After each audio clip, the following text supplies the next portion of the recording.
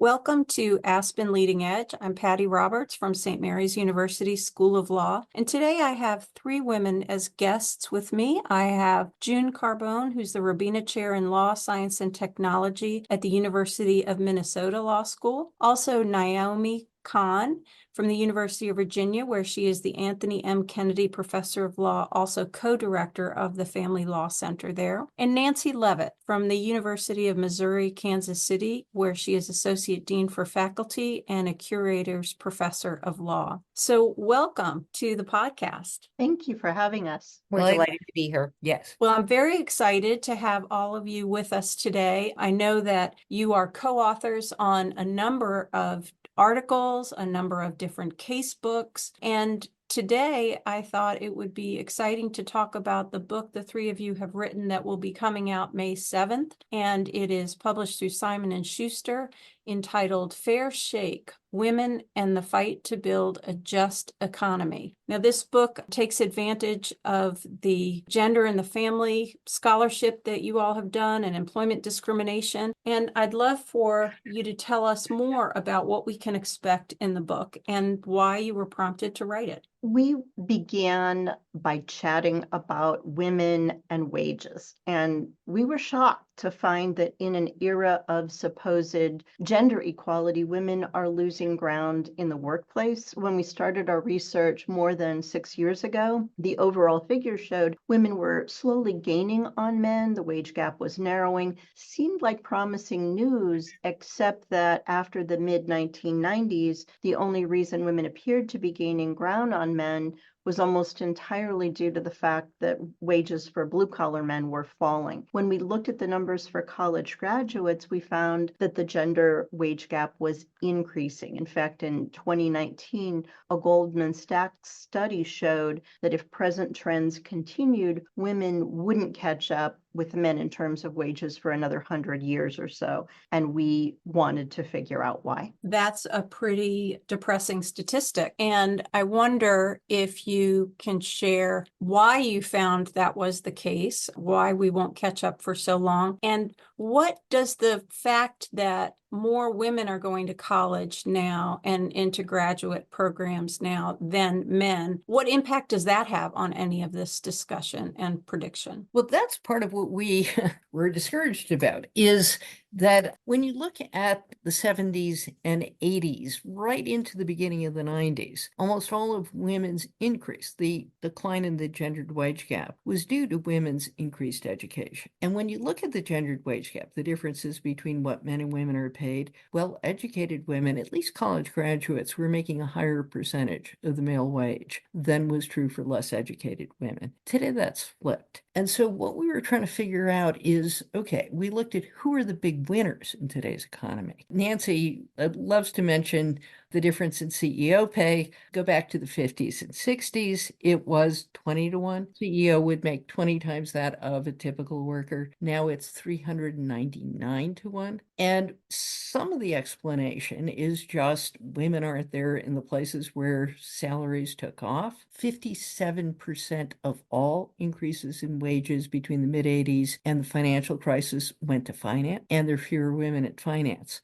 But it's not just that. It's when salaries took off, the percentage of women declined. So take computer science. Men and women's interest in computer science up until the mid-80s rose and fell together. But when you get into the 90s, the dot-com boom and the dot-com bust, women weren't there. The eager beaver men crowded them out on the way up, and women disproportionately left on the way down. Same thing happened in finance. And then progress in private equity, top equity partners in major law firms. We have a ton of women in law school, but progress in women in the highest earning ranks of the profession stalled. You did not see an increase in private equity partners in major law firms after the early 90s and recent decline. But the bigger number is just look at the top equity ranks. The degree to which the men out-earned the women took off. You see a lot of men making $1 million a year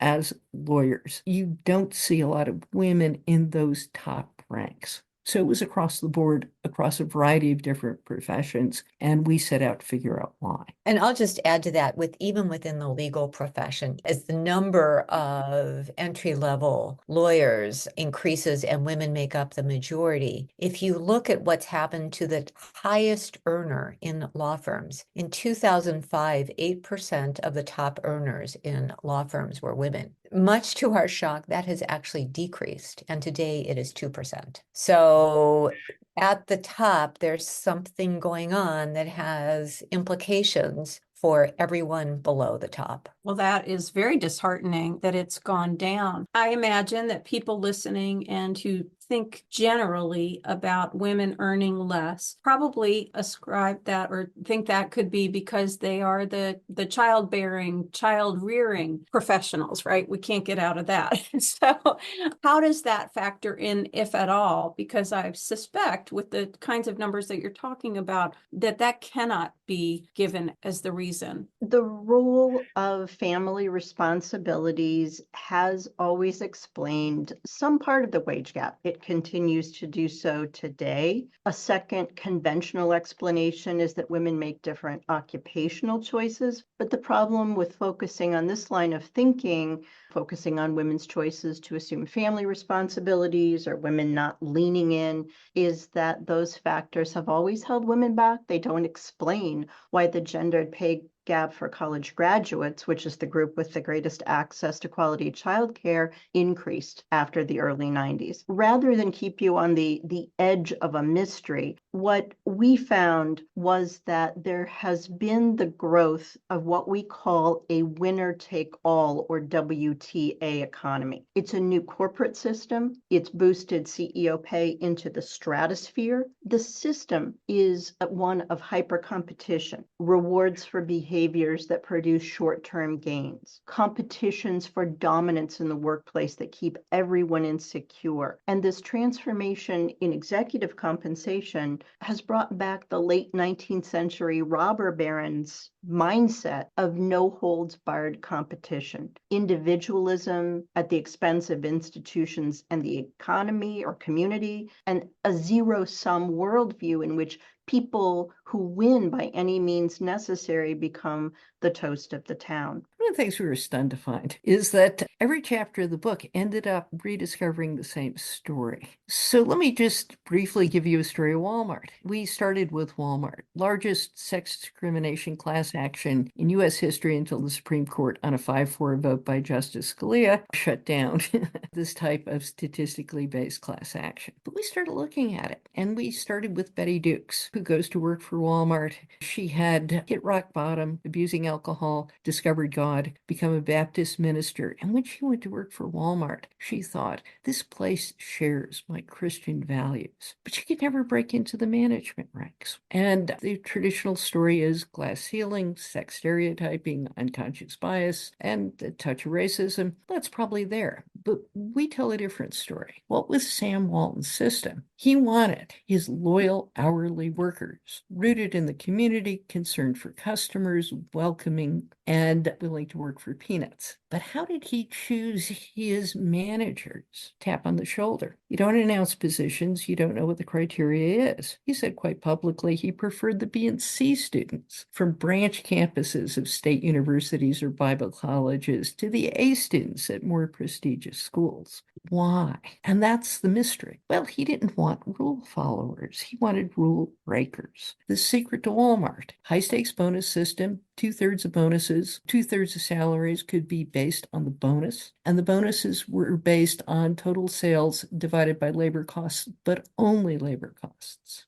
And Walmart was #1 in the country, and is today, in wage theft. That is, wages and hours violations. It's notorious for exploiting its employees. The point we emphasize is it's not just low wages. It is violating the law. So if you want managers who will exploit their employees, break the law, and not have top management's fingerprints on the results, you do what finance does, you do what what corporate America started doing with earnings management, what you do, high stakes bonus systems tied to short-term reductionist metrics. You pick the people you have confidence in will break the rules and not tell you they're doing it. So you're looking for a certain personality type. The things Walmart did that suppressed the number of women, a requirement that people move every few years, often on short notice, that there's a blanket policy of never having a manager who was an hourly employee in the same store, the way the bonus system is implemented, this all discourages women from applying. But the reason for doing it is not to discourage women from applying. It is to make sure you get a group that doesn't care. Callous, amoral, ambitious people who care about money and their bonus more than they care about anything else. Well, that is disappointing to say the least. And wow,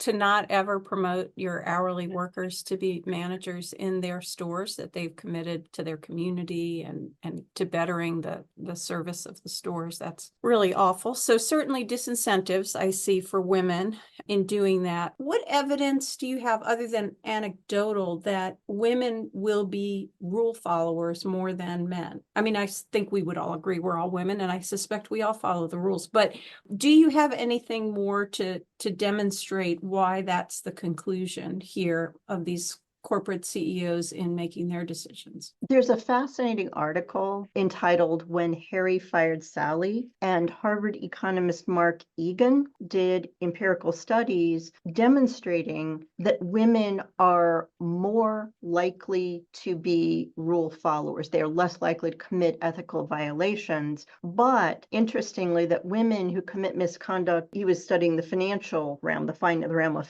finance, are more likely to be fired and less likely to be hired than men who commit even greater offenses. So this makes me think of the fact that I've been told before by partners in law firms, women partners in law firms, to encourage our students to apply even if they do not meet every one of the requirements of the job description, and how they find that, for instance, the 3.8 GPA that a firm may be looking for, the women won't apply with the 3.7 or below, but men will routinely apply. And so then they are selected. So how much of what you're seeing as far as the winner take all economy and the promotions and the pay raises that come with it, do you think are women self-selecting out? Well, this is the triple bind we talk about.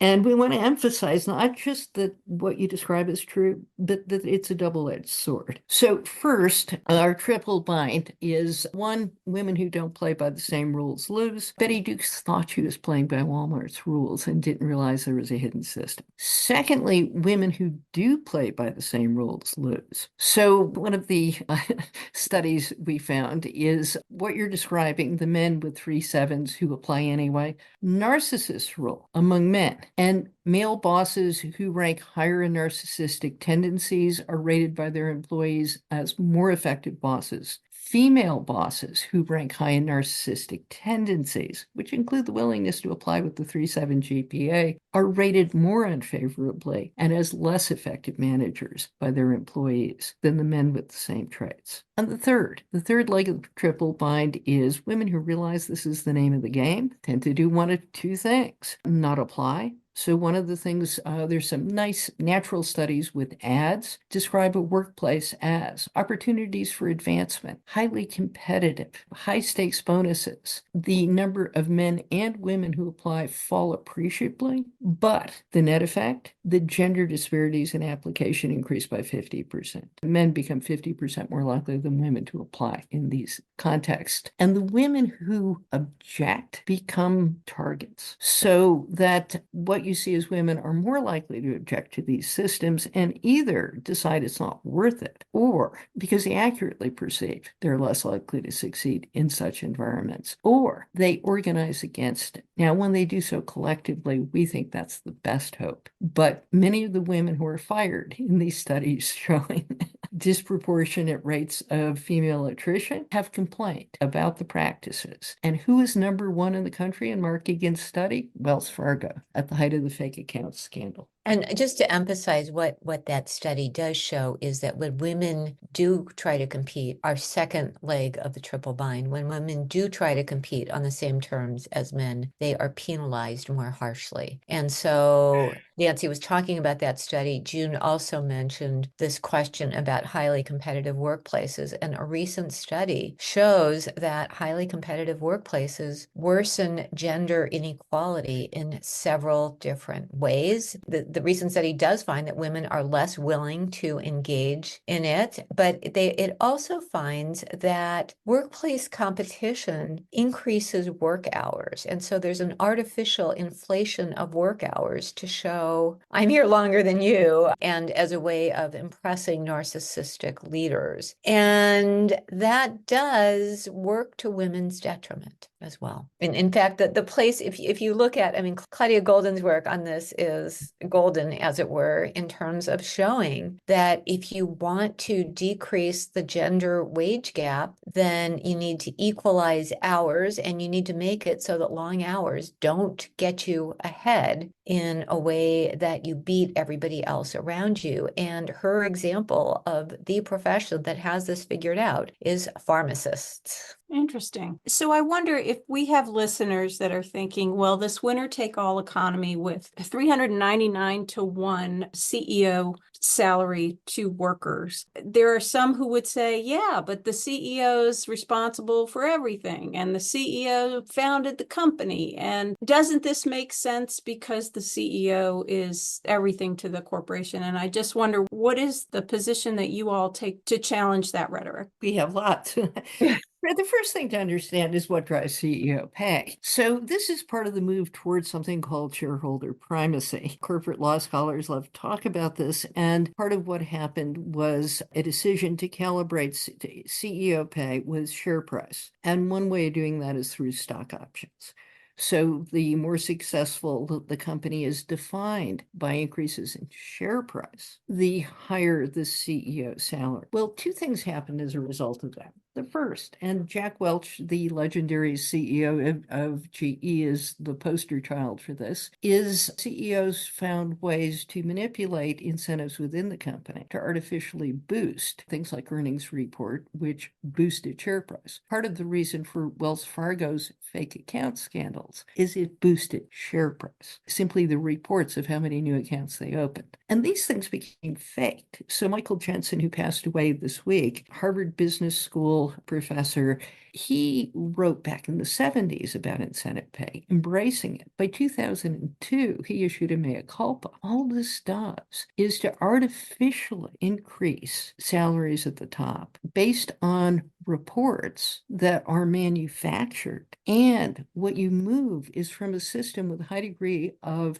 transparency and reliability to one where you don't see that Jack Welch is driving GE off a cliff until after he's driven off the cliff. And GE has been split up and no longer is the same company after having been heralded as the most successful company in America not so long ago. So that's number one. A lot of this is simply manufactured rather than real. The second is that the way CEO salaries are set is this highly opaque formula that is dictated by the CEO when he comes in. The company has very little control over it. The company disappears as an entity. Nancy and I wrote a nice piece called The Death of the Firm. Yeah, the firm, it used to be the bragging rights of a successful CEO were, my company is bigger than your company. My company has Bell Labs. It's more innovative than your company. Today, the bragging rights are how much money the CEO personally has in the Cayman Islands. The company is an extraction device. So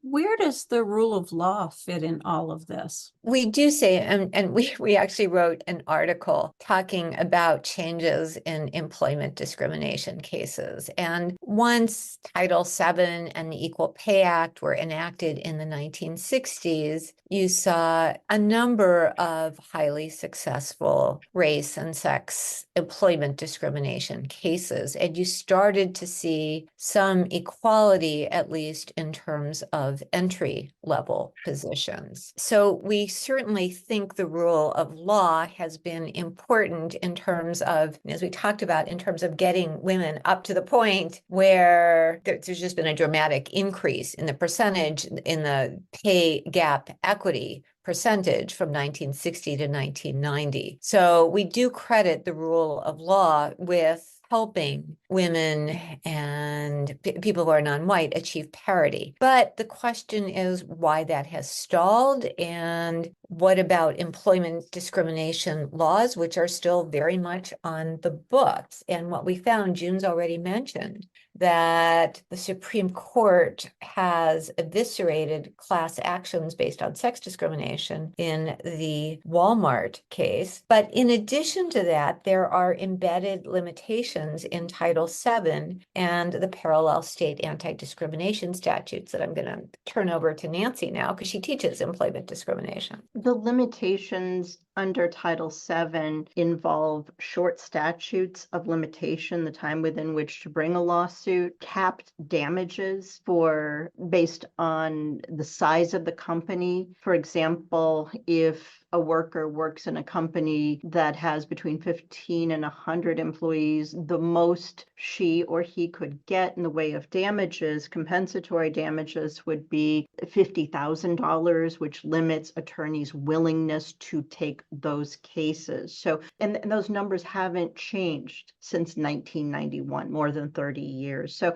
the incentive structure to take an individual employment case is very limited. But we still believe in the band. We still believe in the rule of law. And we believe in more than the rule of law. We believe that women advance by playing by the rules, and that actually pays off in the long run for companies. For example, the 10% of CEOs who are women are outperforming their male peers. Forbes reported this year that companies that have women executives are 30% more likely to outperform other companies. How do women get ahead? They get to the top executive ranks by rising through the ranks, by working hard, by winning the confidence of people who know them. And women who get to the top are more likely to be the ones that stick with a single company. They're valued by people who know the quality of their work. They are less likely to be the kinds of flashy and charismatic savior CEOs that June was describing,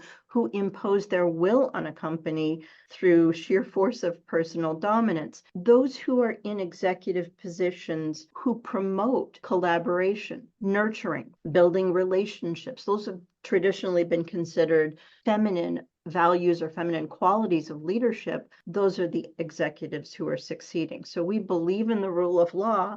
We also believe in playing by the rules. We also, in terms of what the law can do, we think that the law writ large, as it were, can do a lot to change the WTA economy. And so, I mean, just at one level, think about the minimum wage. The WTA economy breeds insecurity and keeps wages and benefits artificially low. And the number of women women are disproportionately low wage workers whose hourly wages are below the minimum wage. So increase the minimum wage. Some cities and states are already starting to do that. So that's something that this idea that a rising tide lifts all boats. If you increase the minimum wage, you're going to help women who are disproportionately at the bottom, and you're also going to help men's wages as well. So that's just, one example of a way that the rule of law can be important. There are also things that the law can do in terms of capping power at the top. And June may want to talk about the Delaware litigation against McDonald's, the shareholder derivative lawsuit. Actually, the Delaware Chancery Court. So corporations are overwhelmingly chartered in Delaware because Delaware has had the most active court in the country on corporate law. and generally a pro-corporate mindset. But you're seeing a change in the Delaware Chancery Court on the question of accountability. So in McDonald's, there's a recent case, 2023, in which the Chancery Court found that the head of HR, who failed to investigate a party atmosphere at headquarters that involved ongoing sexual harassment, in which he apparently participated, had breached his fiduciary duties to the company by failing to investigate. This is a groundbreaking case, but I want to emphasize that all of the examples in the book we talk about involve rule of law. So we argue the reason it's great to compare Walmart with, say, Target. Walmart has a system that emphasized no HR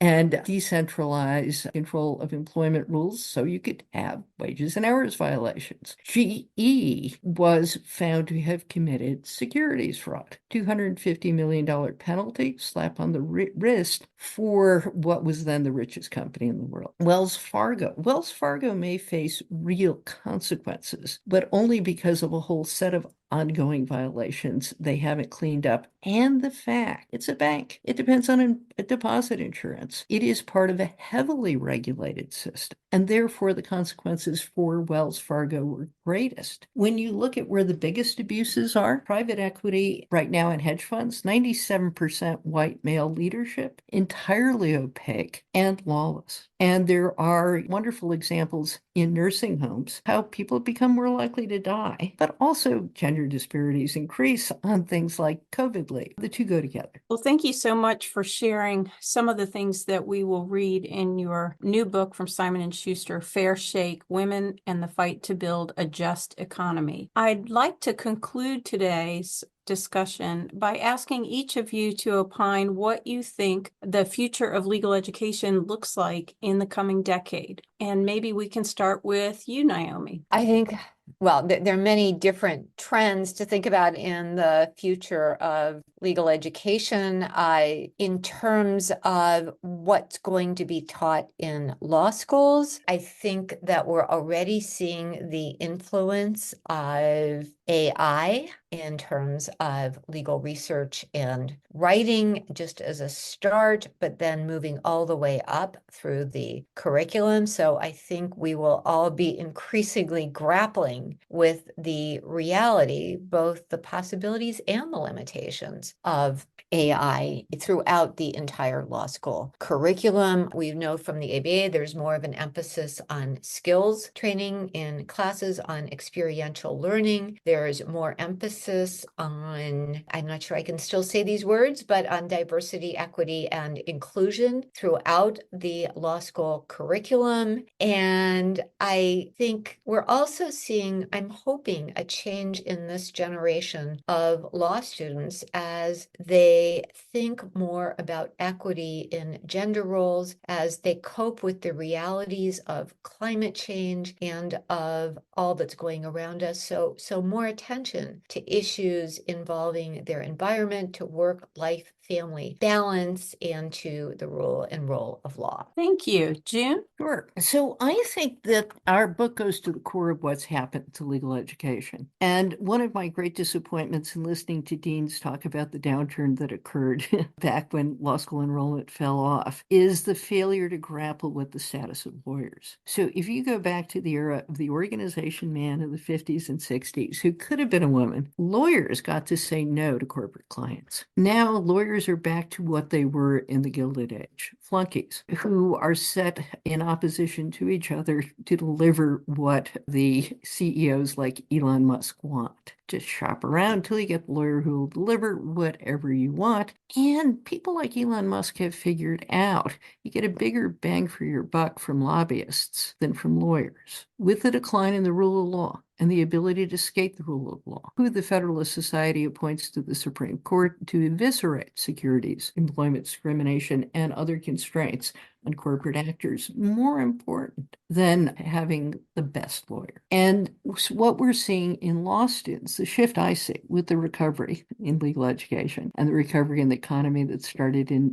2016, is I see a lot more students coming to law school, not because they want to get rich. They want to get rich, they should become entrepreneurs. They figured that out, but rather because they want to fight the system. And so I see a greater awareness of the threat to the rule of law. And that's hard for law professors. I mean, we're having a hard time right now with the Supreme Court. What I tell students is, who's the last institution left in American society that still represents feminine, not feminist, feminine values? It's the military. It is an institution where the uniform, the institutional mantle of authority, is more important than individualized authority. Douglas MacArthur is not the model for military leadership. General Milley is, or Dwight Eisenhower. And that idea of bringing back the cloak, the mantle of institutional authority, where the whole is more than the sum of its parts, and where your duty as a lawyer is your duty to the community, to ethics, to the rule of law, and not to the paycheck you end up with that you can have avoiding taxes in the Cayman Islands. Thank you. And Nancy? Naomi and June have been so comprehensive. I'll touch on just 2 points. One thing in legal education is to acknowledge that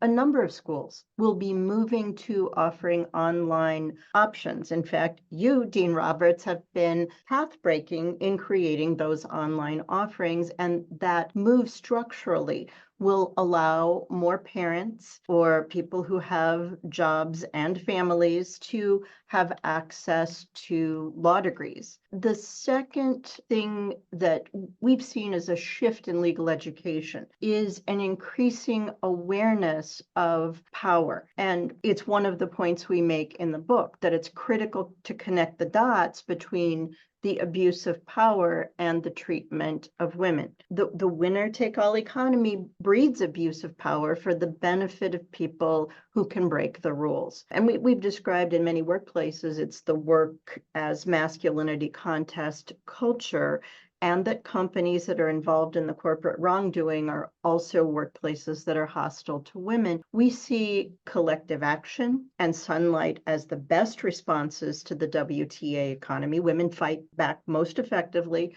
when they expose the ugliness. That was the Me Too movement. Silence has never helped women. In legal education, we see that impetus to explore the issues in which there is corporate wrongdoing, there is individual wrongdoing, and the advance of looking at the ethics of situations and the wisdom of situations, and to emphasize what the three of us have been talking about, the feminine values, caring, nurturing, loyalty to people and institutions, and helpfully, as this recent economic data indicate, these values can also drive longer-term business successes as well. Thank you so much, Professor Carbone, Professor Cahn, and Dean Levit, for sharing some great insights from your research regarding employment discrimination and the gender disparity, and your upcoming book, Fair Shake Women and the Fight to Build a Just Economy. If you've enjoyed listening to our episode today, I hope you'll explore additional episodes where you get your favorite podcasts or on the Aspen Leading Edge podcast page. Thank you.